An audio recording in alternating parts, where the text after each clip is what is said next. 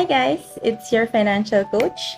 And I noticed that a lot of people jump into investments without understanding the basics of proper financial planning. So today, let me introduce to you the financial pyramid. This is the blueprint for proper financial planning. We always start from the foundation. There are actually 4 things to consider to build a proper financial foundation.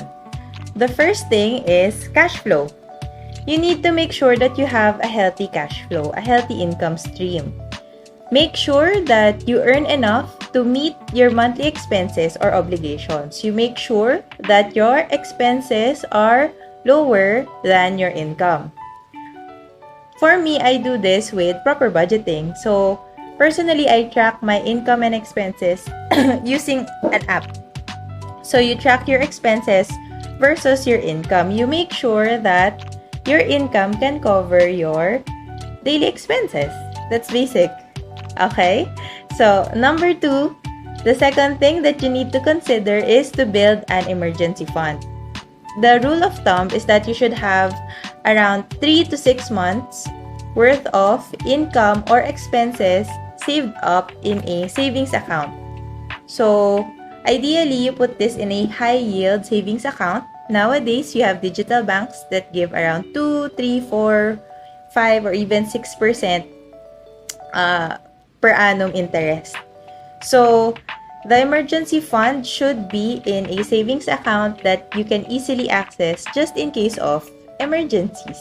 Okay? So, you make sure you build your emergency fund first before investing. We cover the basics first. Okay? Third thing that we need to consider is that you need to make sure that you have HMO coverage. HMO covers inpatient and outpatient care for sudden or planned hospital visits such as annual physical exam. So, personally, I have tried MaxiCare, IntelliCare, ValueCare. So, if you are an employee and you have a company benefit, you can check how much you are covered for. Before, I was covered for 50,000 pesos per illness per year. So, it depends. So, you need to double check how much coverage do you have from your company. Okay? And the fourth thing that you need to consider before investing is insurance. You need to aim for at least 5 million critical illness coverage, disability, and accident coverage. So, we need to focus on the riders.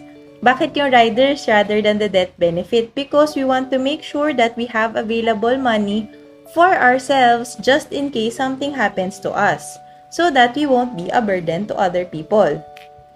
So, yeah. So, actually, those are the 4 things that you need to consider before you start investing. I hope this helps put things into perspective. You always start with the basics. You build your foundation first. You make sure that you have enough resources, enough risk management in your financial portfolio before you start building your investment or wealth accumulation portfolio. So, we always cover the basics first, okay? So, I hope this helps. This is your financial coach, and I'll see you in the next episode. Bye-bye.